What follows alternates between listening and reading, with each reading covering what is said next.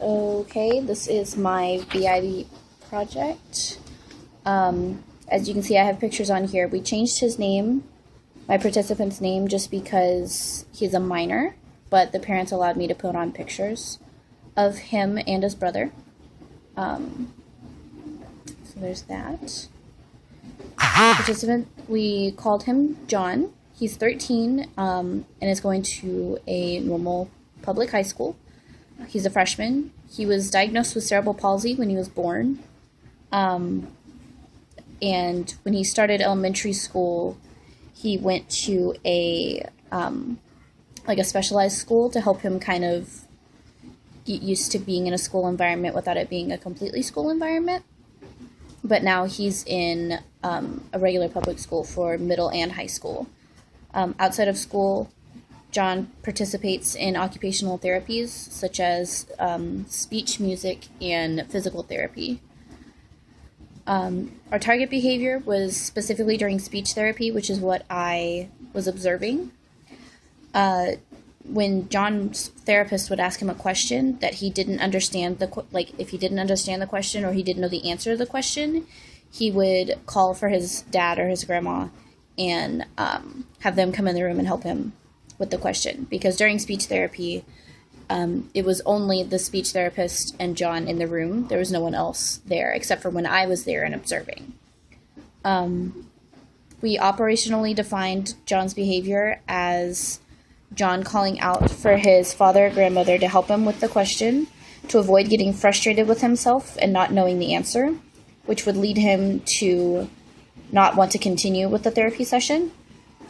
We did not score the behavior when John called because he was in pain from his knees or legs, or if he was uncomfortable in the sitting position, because, as you can see before, John was in a wheelchair. He's still in a wheelchair. He can walk with the help of a walker now.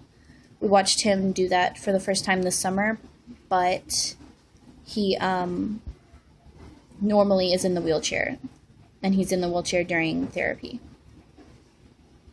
The function of the behavior, we use the functional behavior analysis, the FAST and the MASS, both of which showed that John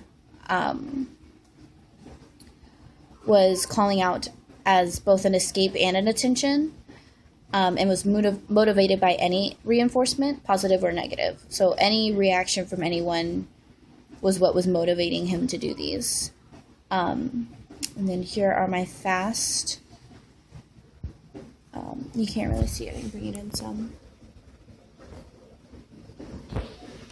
And then the MASS. And like I said, it pulled up attention and escape, because for the times that he wasn't asking them to come in the room just for them to help him answer the question, it was because there was like a lull in the therapy and he was doing something on his own and wanted someone basically to talk to him. The behavioral objective was that when John needs an escape to think about the question or needs to understand the question better, he'll ask his therapist to repeat the question and for more time to think about it, in lieu of calling out for his dad or grandma for 85% of opportunities for 6 consecutive weeks.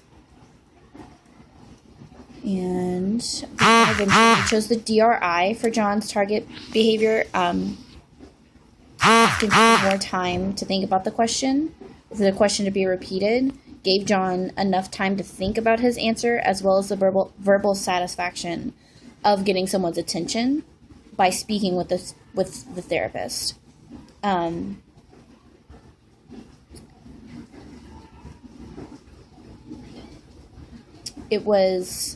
They used it as an escape.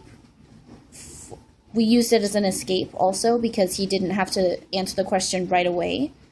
And he was also breaking the concentration of the therapy session by asking for more time and it not being specifically him answering the question only. Every time John asked his therapist for more time or for her to repeat the question, he was given a sticker to add to his sticker chart, which I didn't end up getting a picture of. But for every 10th sticker, John was given 10 extra minutes of gameplay on the iPad, which was what his speech therapist was already using as reinforcement, but it was for completing activities, not necessarily for this as well. And they also use the iPad for when the therapist and the parents have to fill out paperwork when he's finished, to keep him from asking questions or getting distracted or anything. For every therapy session completely that John did not call out for his dad or his grandma, he was allowed to choose one new song to put on his iPad to listen to. That was another thing that we came up with because he does love music, and he does have a lot of music on his iPad, but that this allowed him to choose something and give him the control over what was put on there. My results. The results showed that John's target behavior, the escape and attention behavior, was effective because we were replacing it with a different escape behavior. During the baseline data collection, the target behavior occurred up to 7 times in 10 minutes. And the percentage of non-overlapping data was 83.3%, which is not quite 85%, but it was close. So I considered that to be effective for the intervention. And this is my event recording receipt. And you can see there at the top, that's 10-minute intervals in the first observation. And like I said, it was up to 7 times. And then here is my graph of baseline and intervention. And then we have the discussion. While the results show a substantial decrease in the target behavior, it was unclear that if the behavioral objective was met because I didn't get to see 2 of the therapy sessions in a row. His therapist kept going with our intervention, but I was not there to know whether or not it was that made it work.